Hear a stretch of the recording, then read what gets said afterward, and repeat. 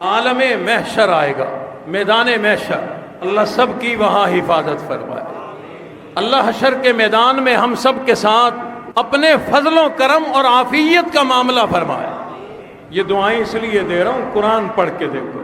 قیامت کی گھڑی بڑی ہولناک گھڑی ہے۔ کہتے ہیں لوگ دعا کرو، حالانکہ پتہ ہے 10 یا 15 دن میں سردی آ جانی ہے۔ یہ 10 دن ہم سے برداشت نہیں ہو رہے، کہا جا رہا دعائیں کرو۔ چلو کر دیتے ہیں۔ یا اللہ رحمت کی بارش عطا فرما، گرمی کی شدت کو ختم اور کم فرما، عافیت کا معاملہ فرما، کیونکہ جتنی گرمی بڑھتی ہے صحت پہ بھی اثر، ہمارے میٹروں پہ بھی اثر، بجلی پہ بھی اثر، مہنگائی، پریشانی، ہر تکلیف بڑھتی چلی جاتی ہے۔ مولا سب پر اپنی رحمت فرما۔ ایسی گرمی جس کا ہمیں پتہ 10 دن میں ختم ہونے والی ہے، 15 دنوں میں ختم ہونے والی ہے، اکتوبر کا مہینہ شروع ہونے والا، سردیاں آ جائیں گی، آثار نظر آنا شروع ہو گئے، ماحول نظر آنا شروع ہو گیا، ٹائم کا اندازہ ہونا شروع ہو گیا، فجر کا ٹائم بدل گیا، مغرب کا ٹائم بدل گیا، طلوع اور غروب کے ٹائم میں تبدیلی آ گئی۔ پتہ ہے کہ موسم بدلنے والا ہے، کل قیامت کا دن ہوگا۔ اللہ فرماتے ہیں کان مقدارہ 50 الف سنہ، قیامت کا ایک دن 50,000 سال کا ایک دن ہوگا۔ زمین تانبے کی ہوگی، سورج سوا نیزے پہ ہوگا۔ آج اس سورج کی ایک آنکھ نیچے ہے، اس دن تمام آنکھیں نیچے ہوں گی۔ گرمی کتنی شدید ہوگی، تانبے کی زمین تپ رہی ہوگی، ہر آدمی پریشانی کے عالم میں ہوگا، تکلیف کے عالم میں ہوگا، پسینے میں ڈوبا ہوا ہوگا۔ لوگ اس دن اتنی تکلیف میں ہوں گے، رب کے سامنے پکار اٹھیں گے، مولا آج کے دن کی تکلیف سے نکال دے، چاہے ہمیں جہنم میں ڈال دے۔ جہنم کی جو دعا کر رہے ہوں گے، اس کا مطلب ہے کہ وہ دن کتنا تکلیف دہ دن ہوگا۔ دعا قبول نہیں ہو رہی، حساب نہیں ہو رہا۔ توجہ ہے آپ کی؟ وہاں ہمیں ان لوگوں کی ضرورت پڑے گی جنہیں ہم دنیا میں گالیاں دیتے ہیں۔ یہ مولوی انہوں نے یہ کر دیا، وہ کر دیا، ملک کھا گئے، بربادیاں ان مولویوں نے کر دی۔ چلو کر دی ہوں گی، تم جانو، تمہارے مولوی جانے۔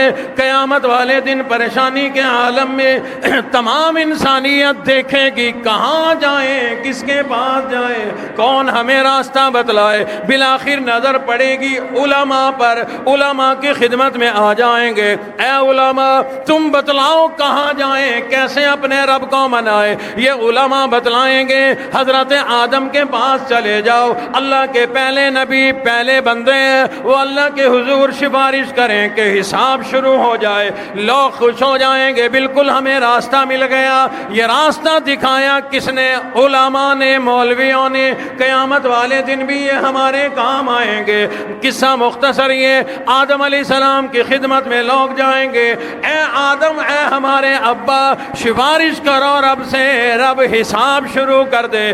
آدم علیہ السلام کہیں گے نہیں نہیں، مجھے جرت کوئی نہیں، اگر رب نے مجھ سے یہ سوال کر لیا تم لوگوں کی سفارش کرنے آئے ہو، آؤ پہلے یہ بتاؤ میں نے منع کیا تھا تو تم درخت کے پاس کیوں گئے تھے، کہیں میری پکڑ نہ ہو جائے۔ انکار کر دیں گے۔ نوح علیہ السلام کی خدمت میں آئیں گے، نوح علیہ السلام کہیں گے نہیں نہیں، میں نے بھی اپنے بیٹے کی سفارش کر دی تھی، اللہ نے فرمایا تھا اے نوح دوبارہ سفارش نہ کرنا ورنہ تاج نبوت اتار لیا جائے گا۔ ہر نبی کی خدمت میں جائیں گے، تمام جواب دیتے جائیں گے۔ پھر یہ علماء ہمیں بتلائیں گے اب ایک ہی دروازہ بچا، اس دروازے کو جا کر کے کھٹکھٹاؤ، وہیں سے کام بنے گا۔ رب کائنات نے وہ دروازہ ہمیں دنیا میں ہی عطا فرما دیا۔ لوگ پوچھیں گے اے علماء کی جماعت ہمیں بتاؤ تو صحیح وہ کون سا دروازہ رہ گیا۔ علماء بتلائیں گے امام الانبیاء کی خدمت میں چلے جاؤ، اب وہی سفارش کریں تو کام بنے گا ورنہ یہی حال رہے گا۔ حضور کی خدمت میں تمام انسانیت جائے گی، سفارش کرو، اللہ حساب تو شروع کرے۔ حضور علیہ الصلوۃ والسلام نے یہاں ایک خاص بات کی ہمیں تعلیم بھی دے دی۔ فرمایا اس وقت میں رب کے حضور ایک سجدہ کروں گا۔ اور اس سجدے میں اپنے رب کی ایسی زبردست تعریف کروں گا نہ پہلے کبھی کسی نے کی نہ بعد میں کوئی کرے۔ سجدے میں کیا کریں گے؟ تعریف کریں گے کس کی؟ رب کی۔ ہمیں راستہ بتایا کہ رب کو منانا ہے تو سجدے میں سر ڈال کے رب کی تعریفیں کرو، وہ رب راضی ہو جائے گا۔ کئی بندے بڑے فخر سے کہتے ہیں، فخر سے، جیسے بر اعظم ایشیا کے صدروں بڑے فخر سے کہتے ہیں ہم مسجد نہیں جایا کرتے، یہ مولویوں کا کام ہے، وہ بابا ریٹائر ہو گیا وہ جاتا ہے مسجد، وہ فلانا فارغ ہو گیا وہ مسجد، ہم نہیں جاتے، ہم کبھی جمعے کو عید پہ جایا کرتے۔ واہ واہ واہ، بڑی بات ہے بھئی تم مسجد میں نہیں آتے۔ دیکھیں میں کہوں کہ میں ان کے گھر نہیں جایا کرتا، میرا کمال ہے، اور وہ مجھے بلاتا ہی نہیں، آنے ہی نہیں دیتا، میں اس لائق ہی نہیں کہ وہ مجھے بلائے۔ تو فخر کرتا ہے کہ ہم مسجد میں نہیں جاتے، تیری شکل اس لائق نہیں کہ تیرا اللہ تجھے اپنے گھر میں لائے۔ آپ کی توجہ کے نظر ایک بڑی قیمتی بات عرض کرنے لگا ہوں۔ علماء جب آ جاتے ہیں نا مجمع میں، یہ دعائیں دینا شروع کر دیتے ہیں تو باتیں قیمتی ہونا شروع ہو جاتی ہیں۔ زمین پر سب سے بڑا جرم قتل، قتل کی سزا 302، جانتے ہیں یا نہیں جانتے؟ 302 نتیجہ یا تو موت، پھانسی لگے گا یا عمر قید۔ سب سے بڑا جرم قتل اور اس کی سزا 302۔ جس طرح زمین کی سب سے بڑی سزا دفع 302 ہے، آسمان کی سب سے بڑی سزا یہ ہے کہ اللہ کسی کی پیشانی کو سجدے میں جھکنے نہ دے، سجدے میں جھکنے نہ دے۔ یہ اللہ کی طرف سے، آسمان کی طرف سے سب سے بڑی سزا ہے انسان کے لیے کہ اللہ کسی کی پیشانی کو پسند نہ کرے کہ یہ میرے حضور جھک جائے۔ بہرحال حضور علیہ الصلوۃ والسلام نے فرمایا میں قیامت کی ہولناک گھڑی میں اپنے رب کے حضور سجدہ کروں گا۔ پتہ چلا رب کو منانے کے لیے سجدہ کرنا پڑتا ہے، اور فرمایا میں اپنے رب کی ایسی زبردست تعریف کروں گا میرے اللہ راضی ہو جائیں گے۔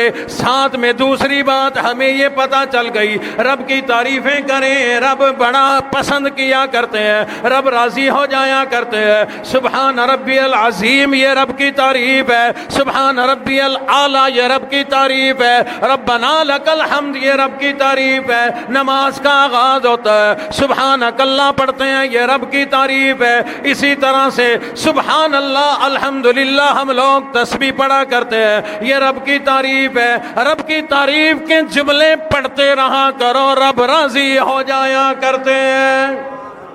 فرمایا میں سجدہ کروں گا، رب کی تعریف کروں گا، میرے اللہ فرمائیں گے اے میرے محبوب نبی، اے میرے حبیب نبی، ارفع رأسک، اپنا سر مبارک اٹھائیے، آج آپ جو مانگیں گے میں اللہ عطا فرماؤں گا، آپ جھولی پھیلائیں میں جھولی بھر دوں گا۔